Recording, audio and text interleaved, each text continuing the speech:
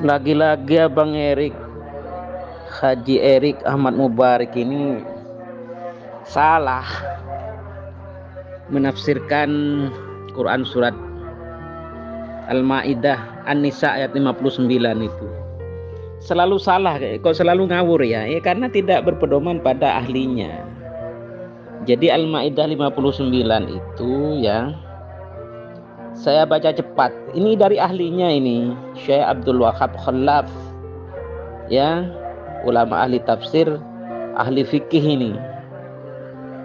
Dalam salah satu kitabnya, Ilm Usul Fikih halaman 21. Nanti dibantah lagi, ulama kan bercerai-berai. Itu dalam konteks apa gitu loh, bukan dalam konteks mufassir dan muhaddis. Panjenengan Abai ini selalu ngarang kok. Jadi An-Nisa 59 itu yang dimaksud dengan Bismillahirrahmanirrahim, fal amru bi itaatillahi wa itaati rasulihi amrun bi ittiba'il Qur'an wa sunnah. Jadi perintah yang terdapat di dalam Quran surat An-Nisa 59 untuk taat kepada Allah itu taat kepada Al-Quran, taat kepada Rasulnya Allah itu maksudnya baginda Nabi sallallahu alaihi wasallam adalah taat kepada as-sunnah, 3 pilar: perkataan, perbuatan, persetujuan baginda Nabi.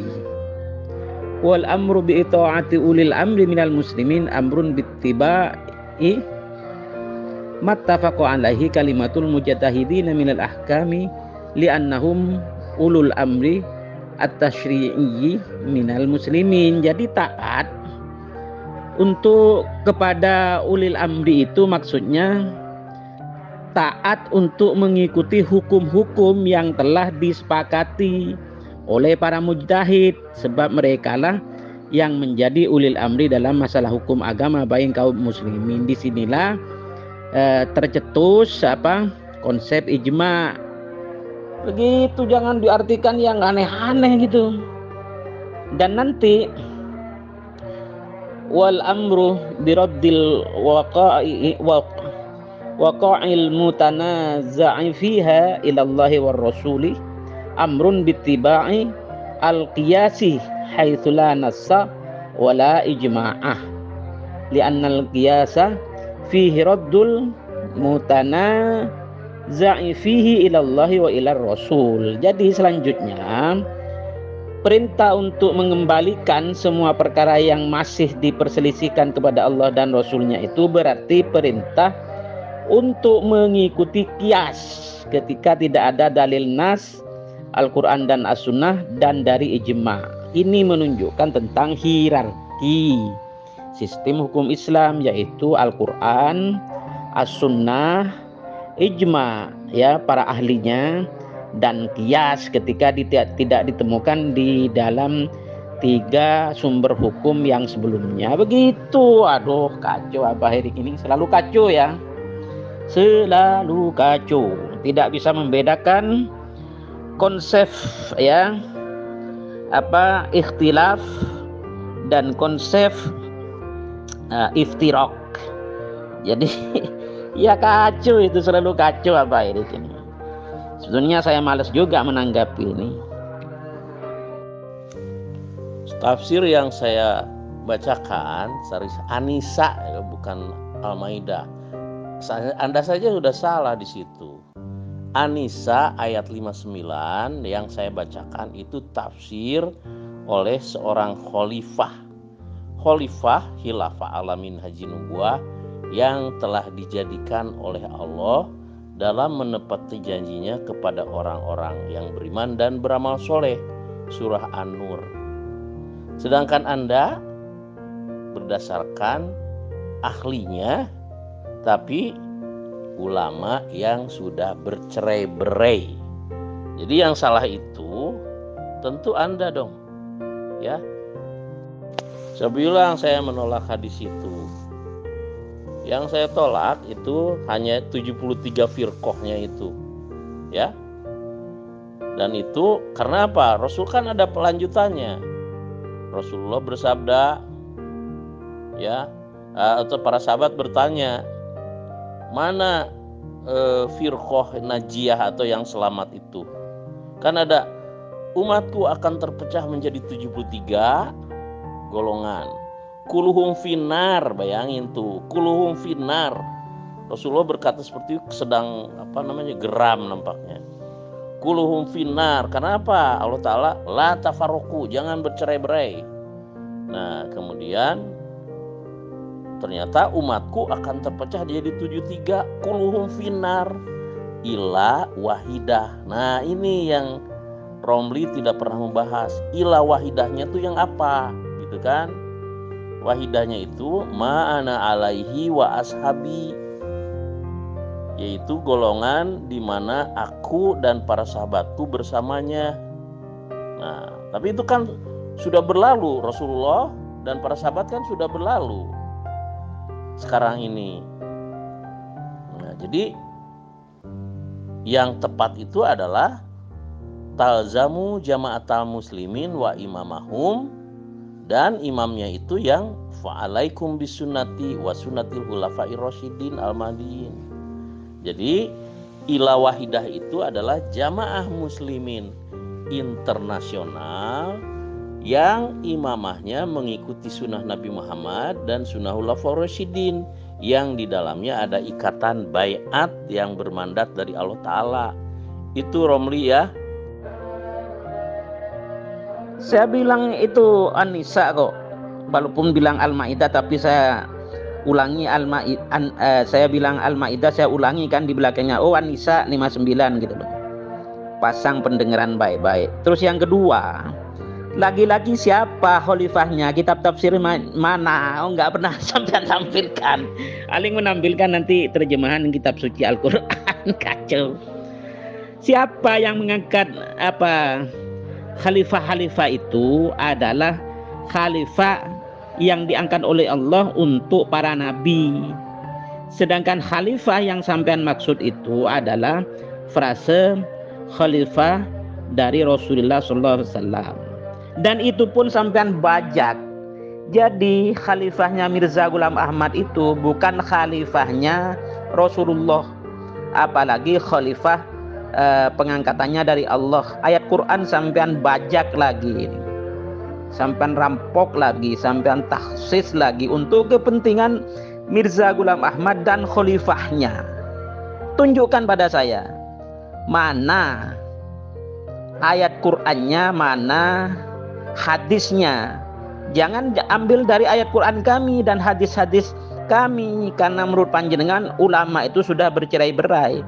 Tunjukkan dari kitabnya panjenengan, yaitu Tadhkirah, yang panjenengan ditantang oleh Abah Mariono itu untuk membongkar kesesatan Tadhkirah. Sampean tidak mau, malah sampean selalu memakai Al-Quran, hadis, sedangkan sampean menuduh ulama ahli tafsir, ulama ahli hadis itu bercerai-berai.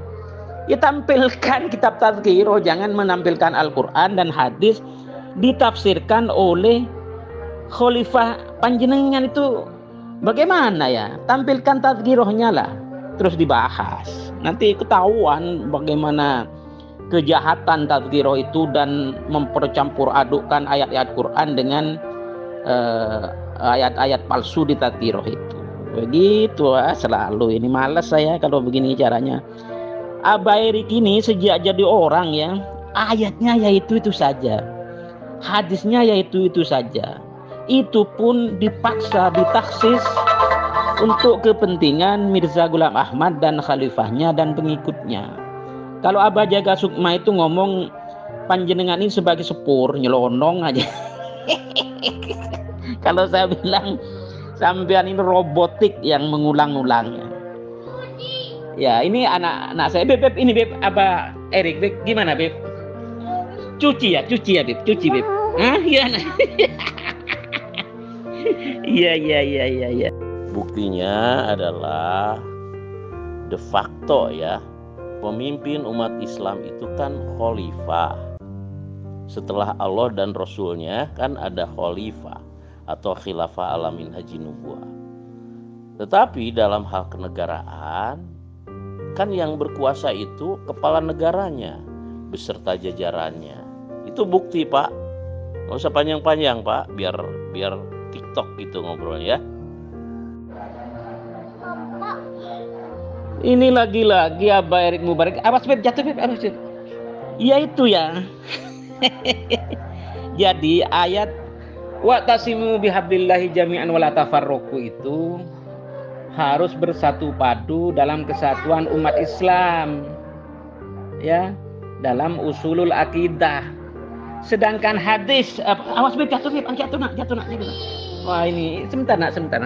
Sedangkan hadis iftiraq yang diriwayatkan oleh banyak sahabat besar itu sudah paten itu menunjukkan bahwa hadis iftiraq itu berlaku di kenyataan hidup kita sehari-hari. Sebagaimana berlakunya kita harus bersatu di kalangan umat Islam, ya, di kalangan ulama-ulama umat Islam, ya, seperti yang termaktub di dalam Robito Alam Islami, di dalam Komite Fatwa OKI, kerjasama negara-negara Islam. Itu bentuk nyata dari wa'tasimu bihablillahi jami'an wala tafarraqu. Sedangkan di dalam madhab atau firqah atau aliran, kita bercerai-berai itu fakta, kenyataan sehari-hari, ya. Jadi kullum finnar illa millatan wahidatan. Qalu wa man hiya ya Rasulullah? Qala ma ana alaihil yaum wa ashabi. Ada juga kalau di At-Tirmidzi itu tidak ada yaumnya, sama saja. Jadi apa maksudnya? Apa yang dilakukan oleh baginda Nabi hari itu dan dilakukan oleh sahabat-sahabat baginda Nabi. Kalau sekarang apa? Ya berlaku transmisi sanad. Seperti yang saya sebutkan itu.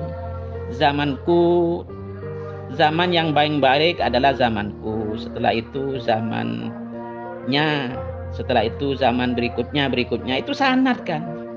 Sedangkan ada hadis lain itu Sahih Bukhari Muslim.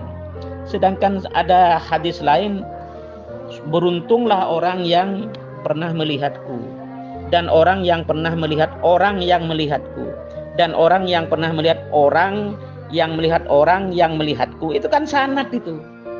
Nah, itu ditransmisikan sampai kepada ajaran ulama-ulama Ahlussunnah wal Jamaah sampai zaman sekarang berlaku sanad itu, gitu loh. Sanad keilmuan maupun sanad orang per orang keguruannya. Itu dikenal dengan sanad muttasil, sanad muhtabaroh, ya kan?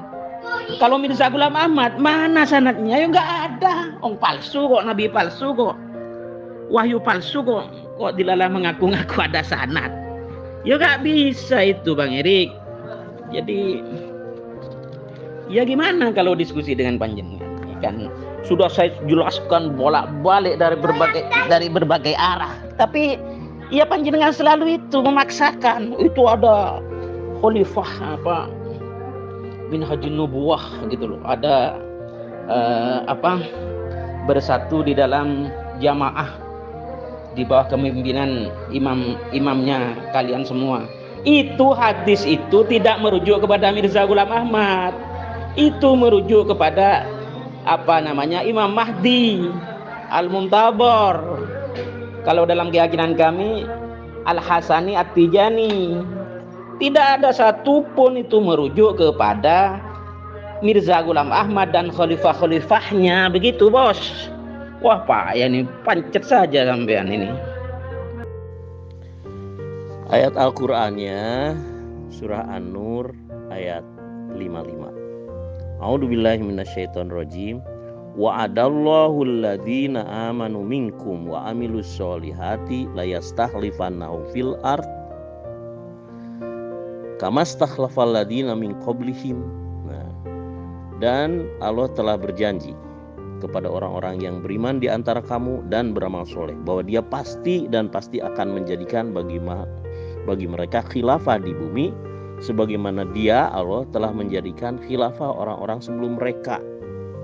Itu surah An-Nur ya.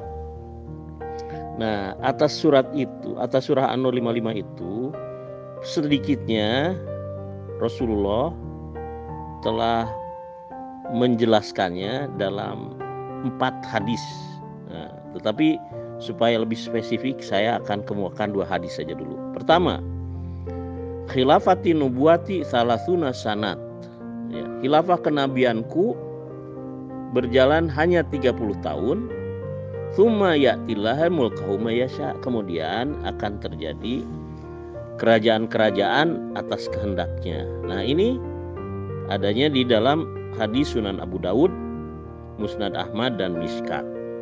Nah, 30 tahun itu kan ente sudah memahami, itu Abu Bakar 2 tahun, Umar 10 tahun, Utsman 12 tahun, dan sisanya Ali bin Abi Thalib. Setelah itu khilafah Rasulullah diangkat dari umat Islam oleh Allah Ta'ala. Nah, ini kaitannya dengan hadis yang berikutnya, adanya di dalam Musnad Ahmad, Al-Baihaqi dan Mishkat, yang perawinya adalah Huzaifah bin Al-Yamani.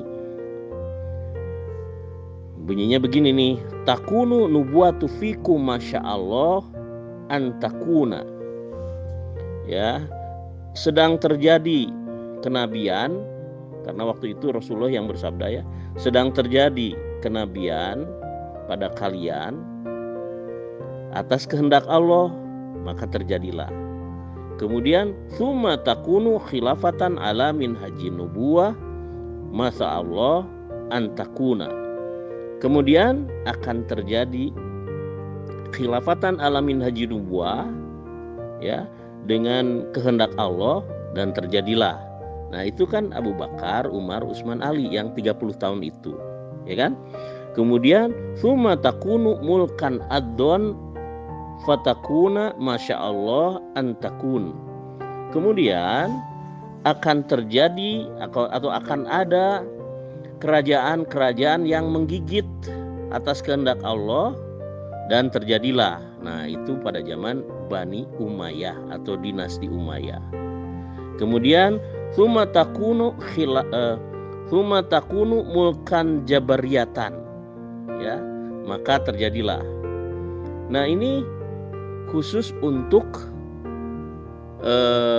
Bani Abbasiyah atau dinasti Abbasiyah, kemudian Turki Utsmani, dan banyak lagi kerajaan-kerajaan yang memaksakan kehendak pada waktu itu, ya, termasuk dinasti Mughal, Mamluk, dan macam-macam itu, ya. Nah, kemudian tsumma takunu khilafatan ala minhajin nubuwah tsumma sakata. Nah, di dalam hadis itu ada catatan kaki, ya, khilafatan ala minhajin nubuwah ini akan terjadi pada zaman Isa wal Mahdi, yaitu Hazrat Mirza Ghulam Ahmad. Hazrat Mirza Ghulam Ahmad pada tahun 1035 Hijriah atau 1888 telah diutus Allah sebagai Imam Al-Mahdi wal Masih Maud, ya. Kemudian beliau wafat pada tahun 1908.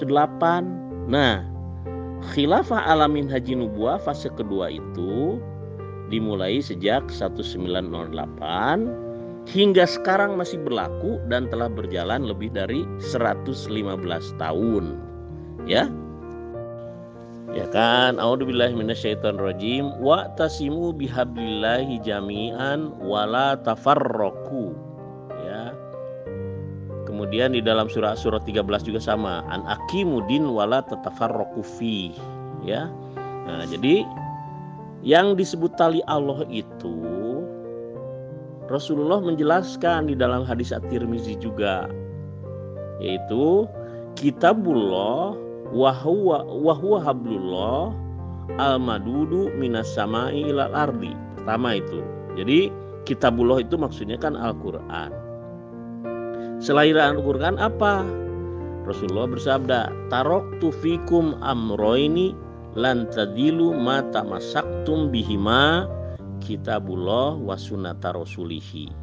Nah, jadi jelaskan berdasarkan sabda Rasulullah SAW yang disebut tali Allah itu adalah kitabullah dan sunnah beliau SAW.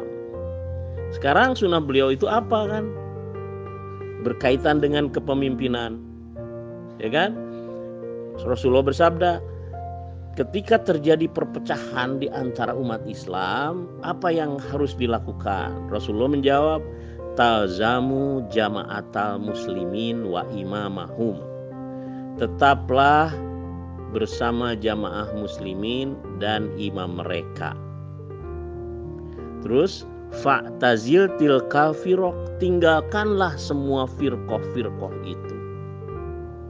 Nah, kemudian imam mereka, artinya imam jamaah muslimin itu siapa kan gitu. Rasulullah menjelaskan, fa'alaikum bisunnati wa sunnatil hulafa'ir rasyidin al-mahdiin, yaitu imam yang mengikuti sunnahku dan sunnah hulafa'ur rasyidin al-mahdiin. Nah, saya ingin jelaskan nih sunnahku, sunnah Nabi Muhammad ya, berdasarkan 3 poin itu. Sunnah Nabi Muhammad itu sebagai imam, pertama, utusan Allah. Siapa yang dapat mengikuti Nabi Muhammad sebagai utusan Allah? Tidak lain hanya Hazrat Mirza Ghulam Ahmad atau Imam Al-Mahdi. Kemudian sunnah Rasulullah, sunnah Nabi Muhammad yang kedua adalah beliau menerima ribuan wahyu Allah dalam Al-Quran dan hadis qudsi. Dalam Al-Quran adalah wahyu syariat, hadis qudsi wahyu non syariat. Siapa yang bisa mengikuti sunnah Rasulullah itu? Hanya Hazrat Mirza Ghulam Ahmad. Beliau juga menerima ribuan wahyu Allah, tapi yang seperti hadis qudsi non syariat, karena beliau adalah utusan Allah umatnya Nabi Muhammad, sehingga syariatnya mengikuti syariat Al-Quran. Nah, kemudian Nabi Muhammad juga menerima wahyu mandat Allah untuk menerima beat. Nah, Hazrat Mirza Ghulam Ahmad juga sama menerima wahyu mandat Allah untuk menerima beat. Tidak ada yang lain ulama, kecuali hanya Hazrat Mirza Ghulam Ahmad dan Rasulullah SAW saja yang menerima wahyu mandat Allah untuk menerima beat. Kemudian yang terakhir, Rasulullah SAW wafat. Hazrat Mirza Ghulam Ahmad juga wafat. Ketika keduanya wafat, Allah menggantikannya dengan khilafah alamin haji nubuah. Khilafah alamin haji nubuahnya Nabi Muhammad adalah Khulafaur Rasyidin al-Mahdiin yang berjalan hanya 30 tahun. Ya. Khilafah alamin haji nubuahnya Hazrat Mirza Ghulam Ahmad adalah Khilafatul Masih al-Mahdiin yang berjalan lebih dari 115 tahun hingga sekarang. Wah, lagi-lagi panjenengan ini gagal. Di sana frase khilafah ya, itu bukan berarti khilafah sebagai jabatan, tetapi itu pekerjaan menguasai bumi. Nah, ini bukti panjenengan mentaksis, menyelewengkan tafsir dan makna ayat Quran kok. Gitu kan. Kacau sampean itu. Jadi An-Nur itu sudah saya jawab berulang-balik. Kan panjenengan ulang-ulang itu ini saja ya kan. Karena kemampuan panjenengan robotik itu saja. Bahwa tentang itu semua, apakah kenabian, apakah kerasulan, apakah kekhalifahan, khalifatul Rasulillah, bukan khalifah Allah yang dimaksud. Kalau An-Nur itu adalah menguasai bumi, bukan khalifah sebagai jabatan gitu loh. Khalifah sebagai pekerjaan itu. Jadi panjenengan mencampur adukkan antara khalifah untuk para nabi dan khalifah pengganti Nabi Muhammad. Itu yang sampai campur adukkan. Bahwa baik itu kenabian, kerasulan, apalagi kekhalifahan pengganti Rasulullah SAW itu sudah terputus ya. Terputus sejak turunnya nabi terakhir, yaitu seperti yang dimaktub di dalam Quran surat Al-Ahzab ayat 40. Bismillahirrahmanirrahim. Maka Muhammadun aba ahadim mir rijalikum walakin rasulullahi wa khataman nabiyyin. Gitu kan? Jadi frase khataman nabiyyin atau dibaca khotam atau khotim itu maksudnya adalah nabi penutup. Gak bisa diartikan yang lain sudah itu. Karena itu juga dipertegas ya oleh hadis Nabi. Ayat Bukhari Muslim ini, saya baca ini. Bismillahirrahmanirrahim. Kana banu Israila tasusuhumul anbiya. Kullama mata nabiyyun qama ba'dahu nabiyyun. Wa innahu la nabiyya ba'di. Ya, ini frasenya ya. Nanti kita bahas wa innahu la. Itu sudah sangat menaukidkan itu. Wa innahu la nabiyya ba'di. Wa satakunu khulafa'a fayakfuruna. Gitu kan? Jadi kita bahas ini penting ini. Jadi Bani Israel itu telah dipimpin oleh para nabi. Ketika seorang nabi wafat, setelahnya akan ada nabi baru yang menggantikannya. Sungguh-sungguh tidak ada seorang nabi pun setelahku, setelah baginda Nabi Muhammad SAW, dan akan ada banyak khalifah. Nah, jadi ini menunjukkan khalifah itu pengganti atau penerus Nabi Muhammad SAW, gitu loh. Bukan khalifahnya Mirza Ghulam Ahmad, bukan khalifah manusia di bumi. Salah panjenengan itu. Ya, dari hadis Sahih Bukhari Muslim ini ya, bahwa baginda Nabi SAW dengan tegas menafikan, menolak dengan tegas bahwa tidak ada seorang nabi pun dengan istilah apapun itu setelah baginda Nabi Muhammad SAW. Kita perhatikan konstruksi kalimat la di dalam tadi itu kan, la ya, lam alif fathah, la itu menunjukkan lam an-nafiyah lil jins. Ya, paham ini? Oh, agak paham sampean. Jadi huruf la yang menafikan, yang menolak semua jenis kenabian, gitu maksudnya. Yaitu innahu la nabiyya ba'di. Ini ada in ya. Ada inna itu sudah apa? Taukid itu. Penegasan, ditambah lagi dengan lam an-nafiyah lil jins. Itu sudah penegasan berulang kali kan. Jadi innahu la nabiyya ba'di, sungguh gitu loh. Tidak ada seorang nabi pun setelahku, lil jins, yaitu dengan berbagai apalah jenis atau ungkapan. Nggak ada apa nabi pembawa syariat, nabi tidak membawa syariat. Tidak ada dari hadis ini. Disertai dengan taukid penegasan dengan inna lagi. Jadi ada la, ada inna gitu loh. Menunjukkan bahwa semua jenis kenabian, apakah itu nabi pembawa syariat, nabi independen, nabi bayangan, atau nabi apapun lah, setelah baginda Nabi SAW tidak akan pernah ada. Itulah maksud dari konstruksi kalimat la an-nafiyah lil jins. Begitu. Jadi bahkan ya tentang ini, panjang ini. Ya demikian dulu, nanti ya percuma saya baca kitab ini. Itu yang memahami hakikat Al-Quran itu kan, seperti saya katakan sebelumnya, adalah seorang Rasul yang diridhoi. Al-Jin 2627.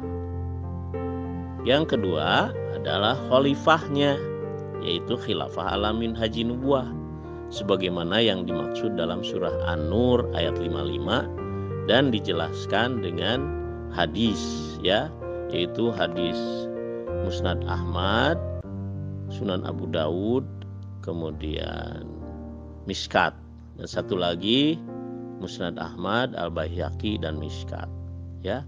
Jadi khilafah alamin haji nubuah itu adalah khalifah-khalifah yang melanjutkan kenabian Rasulullah SAW yang hanya berjalan 30 tahun. Kemudian di fase kedua adalah khilafah alamin haji nubuah melanjutkan kenabian Imam Al-Mahdi wal Masih Maud. Anda tidak ada dalil itu untuk membantah itu kecuali dari ulama yang mufasir yang sudah bercerai-berai. Berulang-ulang Romli mengatakan nabi palsu. khalifah palsu.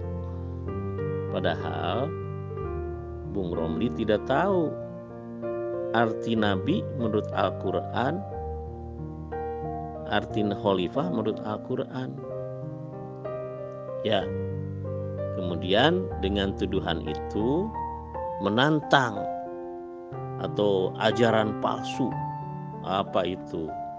Kan Rasulullah mengatakan bahwa Al-Mahdi itu seorang Rasul umatnya Nabi Muhammad. Artinya ajaran beliau itu adalah mengikuti ajaran Nabi Muhammad, yaitu Al-Quran dan Sunnah serta hadis. Bisa dipahami nggak, Romli? Lah yaitu Abairi.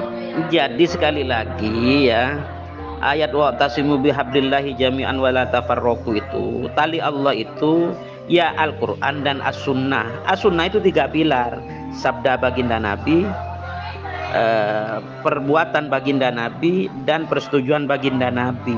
Ya, itu semua tidak ada kaitannya dengan Imam Mahdi kok, jangan dipaksakan ya. Karena apa?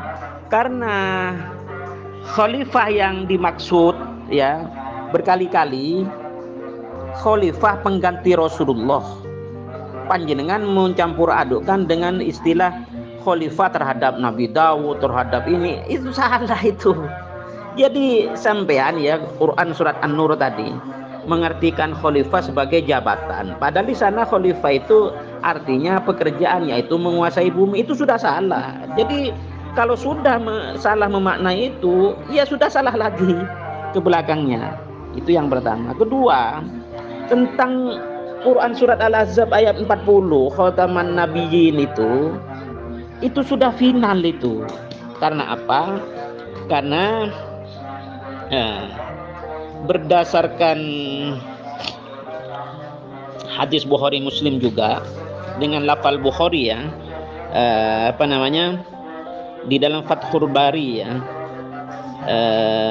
juz 1 halaman 9 itu ada begini. Bismillahirrahmanirrahim ya. Wa syara'an al-i'lamu bisyar'i wa qad yutlaqul wahyu wa yuradu bihi ismul maf'ulih minhu ay al-muha wa huwa kalamullahi al-mutanazzalu 'alan nabi sallallahu alaihi wasallam ya. Jadi secara syariat, pengertian definisi wahyu itu adalah pemberitahuan mengenai syariah ya. Sedangkan wahyu itu ada tiga macam ya. Ada 2 macam, yaitu wahyu khusus yang disebut dengan Al-Quran, dan As-Sunnah itu juga wahyu berdasarkan Quran surat An-Najm ayat 3 dan 4. Jadi apakah itu hadis, apakah itu perbuatan baginda Nabi, apakah itu persetujuan baginda Nabi, semuanya itu pemberitahuan mengenai syariah. Ini sampean gagal paham lagi. Kadangkala disebut dengan istilah wahyu, namun dengan konotasi isim maf'ulnya, bahwa wahyu itu sesuatu yang diwahyukan berupa kalam Allah yang diturunkan kepada Nabi Muhammad SAW. Selanjutnya As-Suyuti berkalam Bismillahirrahmanirrahim di dalam Al-Itqan fi Ulumil Quran juz 1 halaman 45. Ya, ini tentang wahyu ini. Bismillahirrahmanirrahim. Al-wahyu ma yuhiyallahu ilan nabi sallallahu alaihi wasallam ilan nabiyyin minal anbiya'i fayusbitahu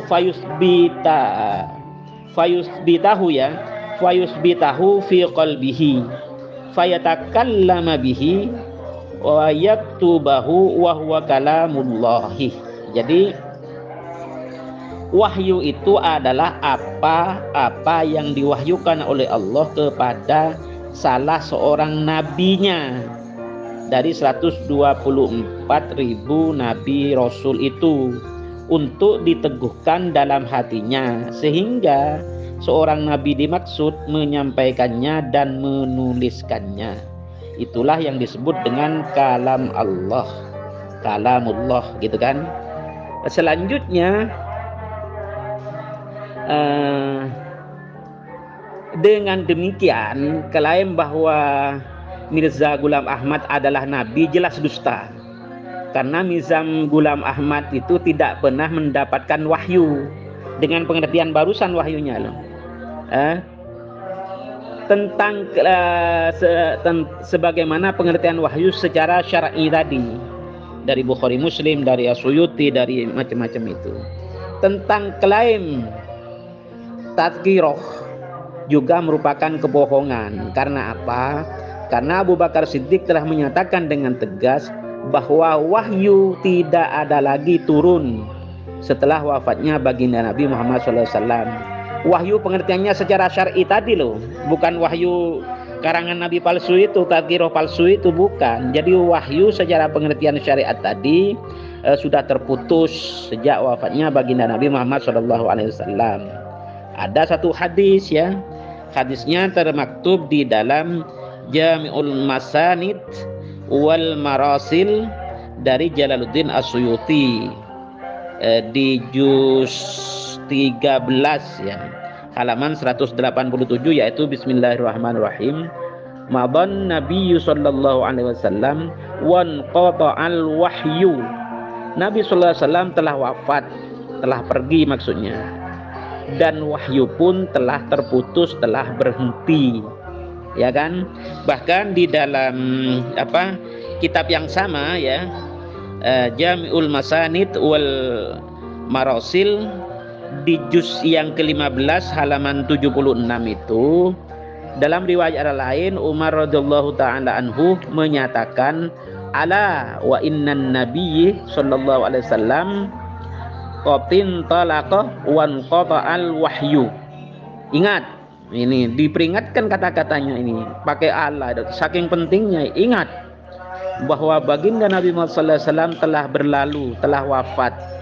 Dan ingat gitu kan, wawunya ataf ini, dan wahyu pun demikian juga telah terputus, telah berhenti.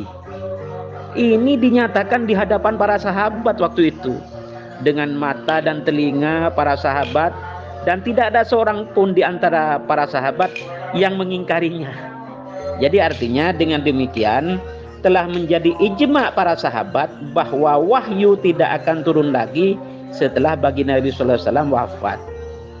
Ini para sahabat mendengarkan, tidak ada yang membantah, sehingga tidak ada yang mengklaim kalau misalnya itu salah. Oh salah itu kan begitu. Kok malah Mirza Ghulam Ahmad sebagai orang yang ratusan tahun mengaku-ngaku mendapat wahyu, mengaku-ngaku sebagai nabi dengan predikat tertentu. Wah, itu jelas menurut ulama yang saya baca, menurut Bukhari Muslim, menurut As-Suyuti, menurut Ibnu Hajar Asqalani, itu adalah nabi palsu, wahyu palsu. Begitu. Wah, terlalu panjang ini. Ada kaitannya dengan Imam Mahdi, karena Rasulullah bersabda Imam Mahdi itu adalah seorang rasul umatnya Nabi Muhammad sallallahu alaihi wasallam. Ya. Kemudian Nabi Muhammad wafat, Allah menggantikannya dengan khilafah alamin haji nubuwah, yaitu Khulafaur Rasyidin al-Mahdiin. Begitu pula ketika Imam Mahdi wafat, Allah menggantikannya dengan khilafah alamin haji nubuwah, yaitu Khilafatul Masih al-Mahdiin. Ya, saya tidak akan panjang-panjang nih, karena dari awalnya Bung Romli ini berkatanya udah keliru, maka kesananya pasti keliru. Wah, ini lagi nanti Abah Erik saya jodohkan dengan Bu Dokter ya, sama-sama menjawab dengan tidak fokus pada pertanyaan. Itu sudah berulang kali saya katakan. Tanya Ki, Bib, tanyakan pada ibunya mau nukar gas itu gitu. Jadi selalu panjenengan itu apa pengertian Nabi dan Rasul dari Quran? panjenengan pengertian itu salah lagi. Ayatnya itu memang benar, tetapi bukan menjelaskan definisi itu ciri-ciri Nabi dan Rasul. Itu yang pertama. Sekali lagi ya, berdasarkan Quran surat At-Tahrim ayat 3 dan Quran surat Al-Hajj ayat 52, bahwa Nabi itu berasal dari akar kata an-naba yang artinya tinggi atau khabar. Jadi artinya seorang nabi itu adalah seorang yang berkedudukan tinggi di hadirat Allah dan menyampaikan wahyu atau pesan atau berita atau message ya. Sedangkan Rasul itu berasal dari kata arsalah atau al-irsal yang artinya seorang rasul ya. Sehingga pengutusan seorang rasul untuk tujuan tertentu itu disebut utusan gitu loh. Sehingga seorang rasul itu adalah seorang utusan untuk menyampaikan pesan kepada orang yang belum beriman. Kalau nabi seorang utusan kepada orang-orang yang sudah beriman. Itu saya baca kitab Al-Madkhal ila Dirasatil Aqidatul Islamiyah dari seorang pakar bidang tafsir dan bidang hadis, yaitu Syekh Sulaiman Al-Asqar ya, di halaman 64 dan halaman 92 ketika menjelaskan antara lain Quran surat At-Tahrim ayat 3 dan Quran surat Al-Hajj ayat 52. Jadi begitu tentang Imam Mahdi itu. Panjenengan selalu memaksakannya. Jadi ba'atha di sana dipaksakan, diutus. Okelah diutus. Tetapi bukan sebagai Rasulullah. Itu maknanya diutus, dibangkitkan, ditampilkan, dimunculkan ya. Sebagai apa? Sebagai imam atau sebagai amir. Amir bagi siapa? Amir bagi Baginda Isa juga nanti. Amir bagi imam bagi seluruh umat muslim kita yang menghadapi Dajjal dan pasukannya nanti itu. Kalau Mirza Ghulam Ahmad mana pernah menghadapi Dajjal? Pernah diikuti makmumnya Baginda Isa. Panjenengan mengaku-ngaku Mirza Ghulam Ahmad sebagai Isa, sebagai Mahdi. Ya, berdasarkan banyak hadis ya, Ibnu Majah atau yang lain-lain, bahwa Imam Mahdi itu dari keturunan Sayyidah Fatimah Zahra Al-Batul. Sedangkan Isa, ya bukan keturunan Sayyidah Fatimah Zahra Al-Batul. Itu saja sampean sudah, dan Mirza Ghulam Ahmadnya itu menunjukkan bahwa ajarannya palsu, nabinya palsu, takdironya palsu, wahyu palsu. Gitu loh. Wah, kacau orang ini. Nanti saya jodohkan loh, kalau selalu begini sampean ini dengan ibu dokter itu, jodoh yang bagus itu. Ya, yang Anda jelaskan itu bahwa Nabi itu orang yang berkedudukan tinggi di sisi Allah, itu no problem ya, tapi itu tidak spesifik ya, karena yang spesifik bukan dari At-Tahrim itu. Spesifik itu adanya di surah Al-Anbiya ayat 7. Judulnya aja Al-Anbiya, nabi-nabi atau kenabian. Bisa dipahami nggak tuh Romli?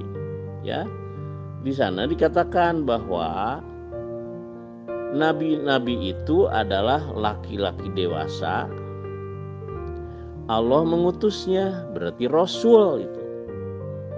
Kemudian Allah mewahyukan ribuan wahyu kepadanya atau banyak wahyu kepadanya. Ya. Nah, dan nabi-nabi itu harus mendakwakan diri. Ada contohnya dalam Al-Quran. Nabi Isa, wahai Bani Israel, sesungguhnya aku Rasul Allah kepada kalian yang membenarkan Taurat. Nabi Muhammad juga sama mendakwakan diri. Qul, katakanlah wahai Muhammad, wahai manusia, sesungguhnya aku Rasul Allah kepada kalian semuanya. Dan juga ada di dalam Al-Quran bahwa wahyu yang diterima oleh Nabi atau Rasul itu adalah beliau dipanggil ya ayuhan nabi, ya ayuhar rasul. Nah, itu cukup itu, ya. Dan nabi dan rasul itu sama. Itu juga, ya. Nah, Romli yang tidak bisa nerima. Karena apa? Surah Az-Zukhruf sudah menyatakan bahwa tidaklah kami mengutus nabi-nabi kepada kaum terdahulu. Nah, jelas kan nabi-nabi itu utusan Allah, nabi-nabi itu rasul Allah. Nah, sekarang bedanya dengan rasul, nabi dengan rasul kan ada dalam Al-Hajj ayat 75. Di sana dikatakan Allah senantiasa memilih rasul-rasulnya dari antara malaikat dan dari antara manusia. Nah, kalau dari malaikat boleh disebut rasul tapi tidak boleh disebut nabi. Tetapi kalau nabi ya itu harus laki-laki dewasa. Ya, malaikat kan bukan laki-laki dewasa, tapi malaikat itu adalah ya malaikat gitu, bukan manusia ya. Wah, memang robotik. Itu wahyu palsu itu. Mana dong, saya sudah membacakan itu. Berdasarkan Sahih Bukhari Muslim, berdasarkan hadis Ibnu Umar bin Khattab periwayatnya ya, berdasarkan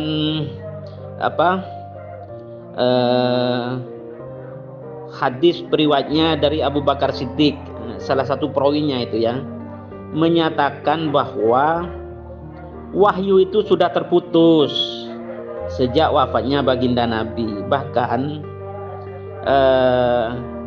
Umar bin Khattab itu telah berkalam di hadapan para sahabat itu kok. Ingat ala wa innan nabiyyi sallallahu alaihi wasallam qatin talaqa wan qata'al wahyu. Jadi ingat loh, penting kan ini, bahwa baginda Nabi sallallahu alaihi wasallam telah berlalu, telah wafat. Dan ingat penting ini, wahyu pun begitu pula telah terputus, telah berhenti gitu loh. Itu sudah saya baca tadi, itu termaktub di dalam kitabnya Jami' al-Masanid wal Marasil dari ya ulama ahli tafsir, ahli hadis, ahli sirah, juga ahli ahli thariqah mu'tabaroh ya kan, yaitu Al-Imam Jalaluddin As-Suyuti.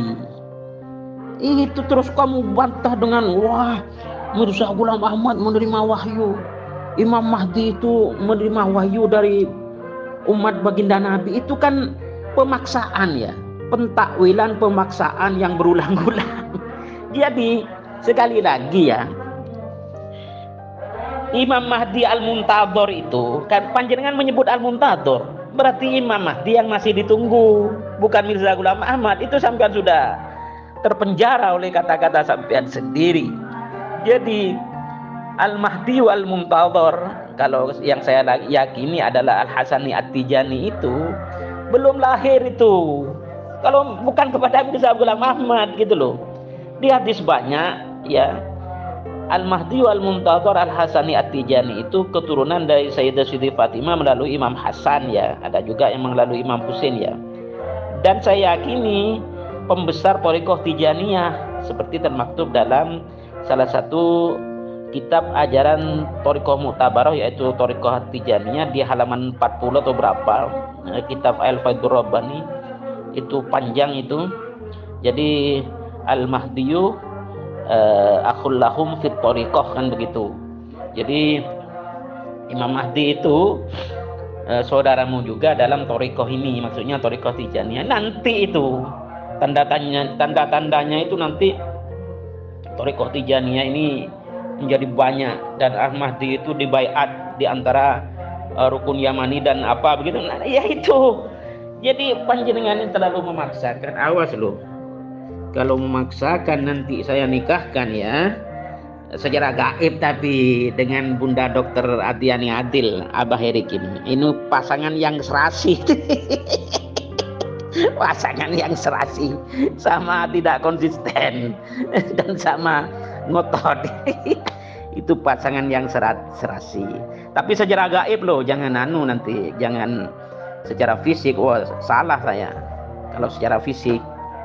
Kalau mau nikah secara fisik, enaknya Bunda Dokter itu dengan saya saja. Saya kan masih lebih muda daripada Abah Erik. Jadi lebih asik gitu loh. Kan Bu Dokter ini kan masih kinclong. Si cantik juga. Aduh, enggak guro-guro tapi serius kok. Wah.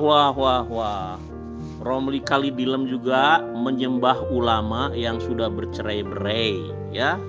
Main nuduh robotik saja.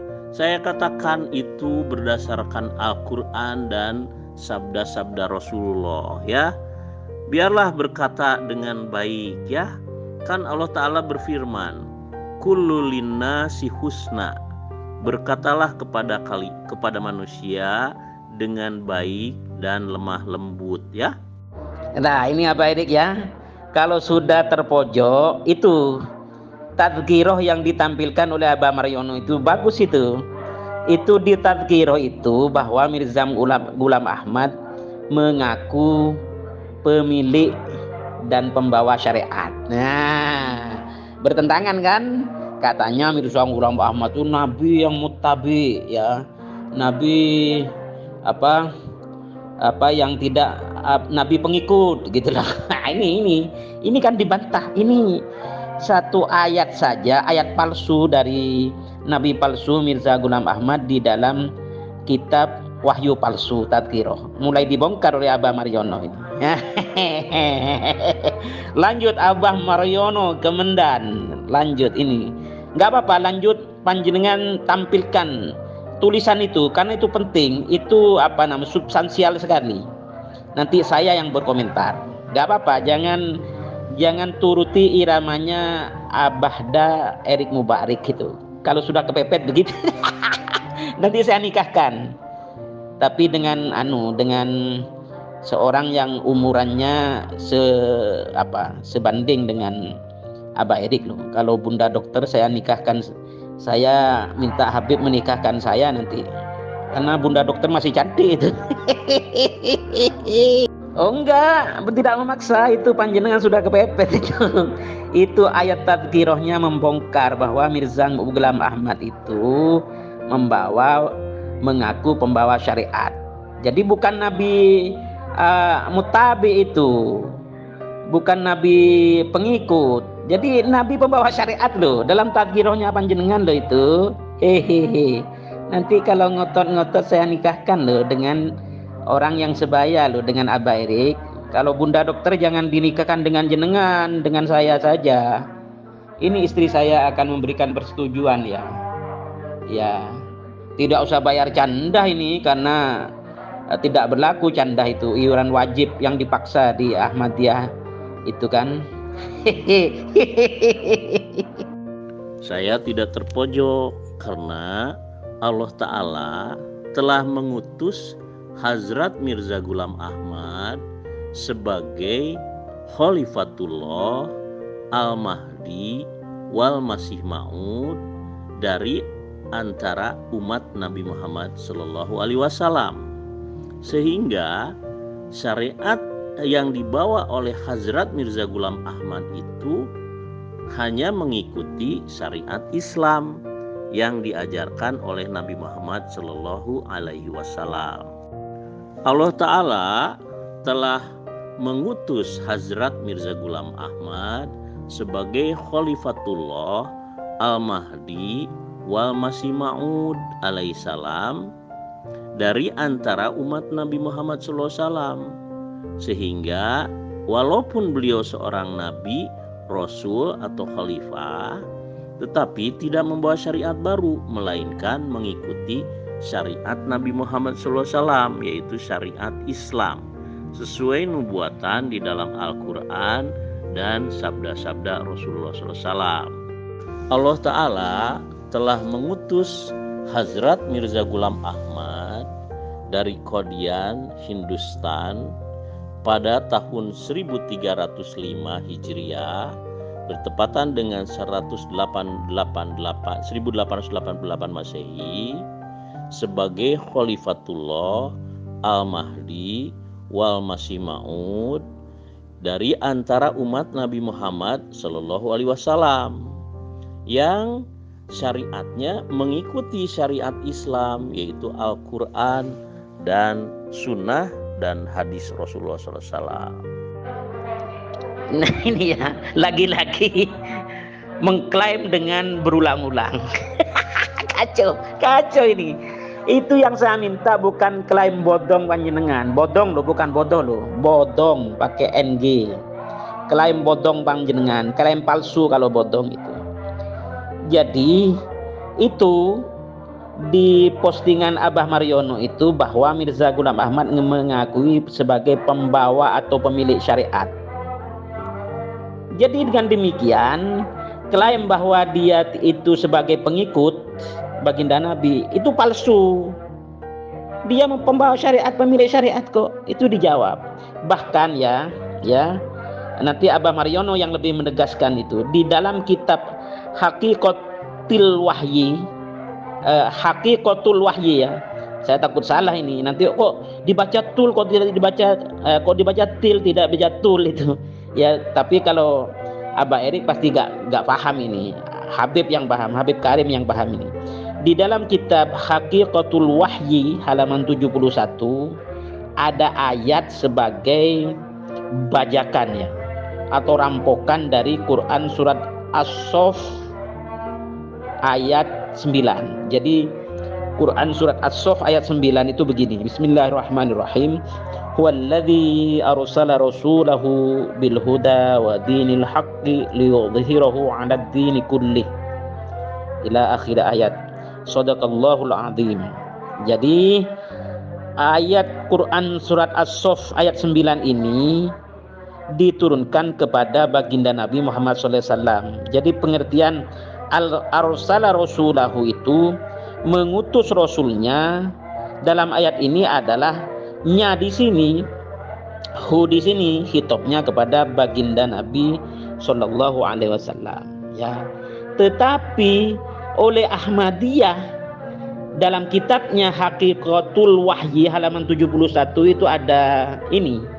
Saya baca juga. Apa namanya? Ayat pembajakannya sama. Saya membaca bismillah atau gimana ini? Iya, saya baca bismillah lah, karena ini ayat yang dibaca itu persis sama, cuma nanti pengertiannya yang dibaca dirampok. Saya baca bismillahirrahmanirrahim. Huwallazi arsala rasulahu bil huda wa dinil haqqi liyudhhirahu 'alad dini kullih. Sama kan ayatnya kan? Itu As-Saff ayat 9 itu dibaca sama persis di dalam Haqiqatul Wahyi halaman 71. Tetapi yang ini pembajakan yang sangat jelas. Ayat tazkirah ini adalah bajakan, jiplakan, rampokan atau apalah dari ayat Quran surat As-Saff ayat 9 tadi yang diturunkan kepada Nabi Muhammad SAW, tetapi oleh Mirza Ghulam Ahmad diakui turun sebagai wahyu kepada dirinya sendiri. Jadi arsala rasulahu, Allah mengutus rasulnya. Hu di sini khitabnya, domirnya dikembalikan kepada, diklaim kepada Mirza Ghulam Ahmad. Ya itu kan, ini salah satu bukti. Saya lanjutkan aja. Di dalam Quran surat As-Saff ayat 9 itu ada pengertian frase wa dinil haqqi, agama yang hak, agama yang benar.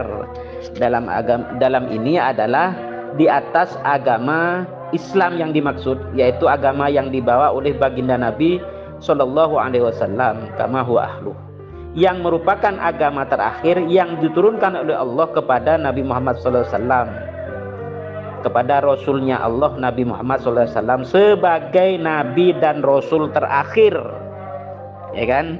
Sedangkan ya pengertian wadinil haqqi di dalam buku atau kitab Haqiqatul Wahyi halaman 71 itu juga dipertegas di dalam apa namanya tazkirah bagian apa X dan C itu apa itu 15 ya, adalah agama yang benar dalam kitab suci Ahmadiyah Tadhkirah adalah agama Ahmadiyah yang dibawa oleh Nabi Mirza Ghulam Ahmad. Jadi ini dibaca, ini pengertiannya, takwilannya yang dibaca. Jadi Nabi palsu Mirza Ghulam Ahmad itu mengatakan, Tuhan yang Maha Kuasa telah memberitahu kepadaku bahwa setiap orang yang kepadanya seruanku telah disampaikan, dan yang tidak menerimaku bukanlah seorang muslim dan bertanggung jawab kepada Tuhan atas kelalaiannya, gitu kan? Yaitu. Jadi klaimnya lagi. Wah, banyak itu nanti. Nanti saya, wah sudah 5 menit terlalu panjang. Nanti saya bongkar lagi, dipertajam nanti oleh Abah Kemendan, Abah Mariono ini. Juga dipertajam oleh Habib Karim Bahlega As-Segaf Ba'alawi Al-Husaini. Habib Karim ini perlu diketahui Abah Erik, sampean gak ada apa-apanya. Beliau itu ketua LBM, Lembaga Bahthul Masail. Ya, bagian membahas masalah-masalah begini ya, dari PCNU Jakarta Pusat.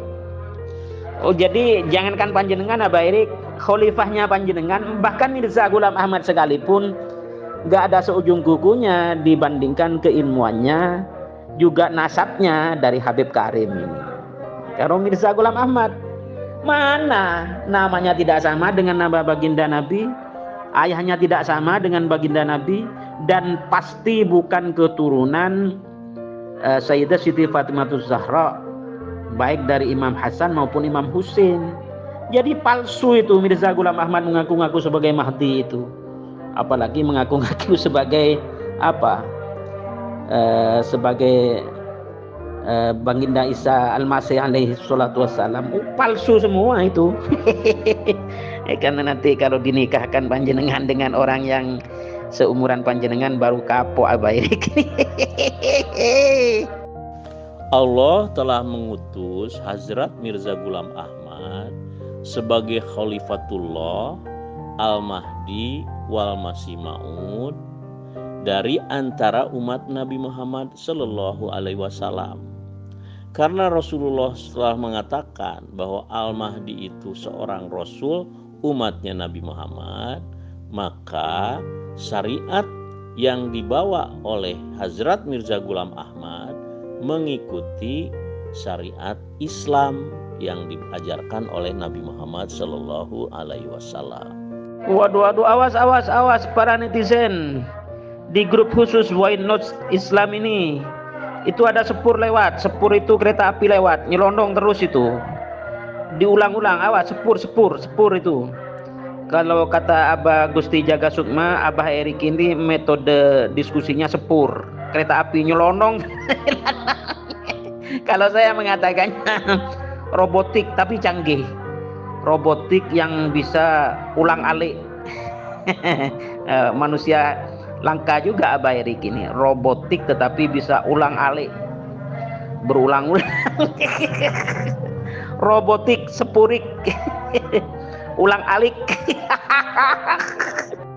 Allah Ta'ala telah mengutus Hazrat Mirza Ghulam Ahmad sebagai Khalifatullah Al-Mahdi wal Masih Maud atau Imam Mahdi ya, dari antara umat Nabi Muhammad Sallallahu Alaihi Wasallam, sehingga walaupun beliau itu seorang Nabi Rasul, tetapi karena umatnya Nabi Muhammad, maka syariatnya adalah syariat Islam, yaitu Al-Quran dan Sunnah ya.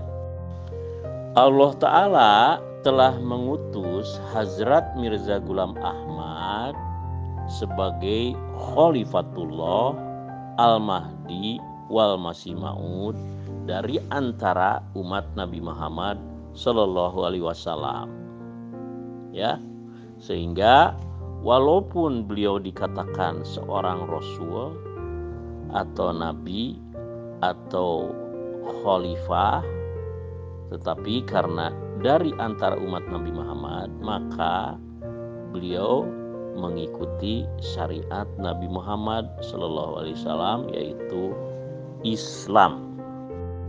Tidak ada wahyu palsu, Pak.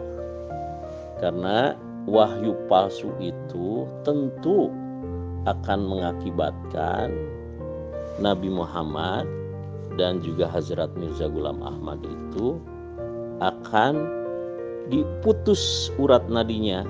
Apa itu urat nadi? Ya, khilafah alamin haji nubuwah itu, ya. Nah, buktinya khilafah alamin haji nubuwah setelah Rasulullah SAW adalah khulafaur rasyidin al-mahdiin yang berjalan hanya 30 tahun. Woi, pengumuman lah kepada para netizen grup khusus Voice Note Islam, owner dari Bang Kisme Channel dari Riau. Ini pengumuman penting ini. Ini lagi-lagi si Abang Erik nyelonong. Nyelonong, makso, ya.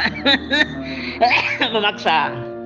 Jadi berdasarkan Al-Bukhari, berdasarkan Imam Muslim, ya, berdasarkan sahabat Abu Bakar, berdasarkan sahabat Umar, berdasarkan Ibnu Hajar Al-Asqalani, berdasarkan Imam Jalaluddin As-Suyuti, ya, bahwa maksud dari khataman nabiyyin Quran surat Al-Ahzab, ya, ayat 40 itu, ya, di sana sejak baginda Nabi telah wafat maka wahyu pun berhenti, terputus, ya, bahwa Sayyidina Umar tegas mengatakan di depan para sahabat itu, di depan sahabat ini, yaitu bismillahirrahmanirrahim, ala wa inna nabiy sallallahu alaihi wasallam qadin talaqah wan qata'al wahyu. Ingat loh kan begitu ini di hadapan ribuan sahabat ini, bahwa baginda Nabi sallallahu alaihi wasallam telah berlalu, telah wafat, dan ingat loh bahwa demikian pula wahyu pun telah terputus, telah berhenti, kan begitu.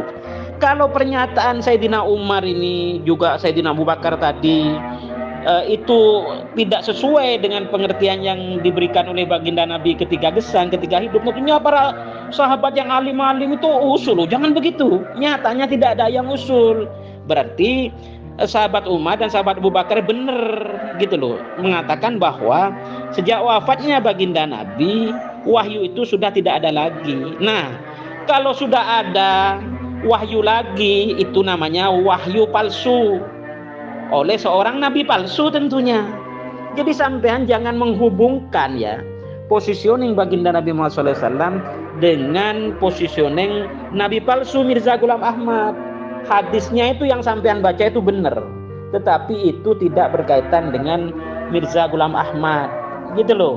Ayatnya atau hadisnya tadi itu benar itu, tapi itu tidak tertuju kepada Mirza Ghulam Ahmad, si nabi palsu, pembawa penerima wahyu palsu, begitu kan?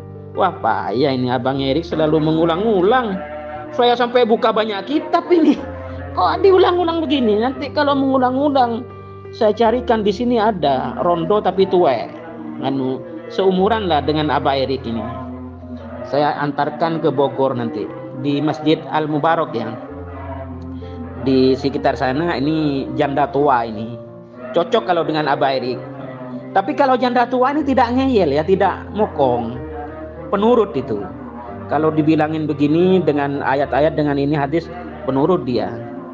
Tapi apa cocok, ya, kalau dengan Abah Erik. Kalau Bunda Dokter jangan dengan Abah Erik itu. Anak saya kecil sudah setuju itu.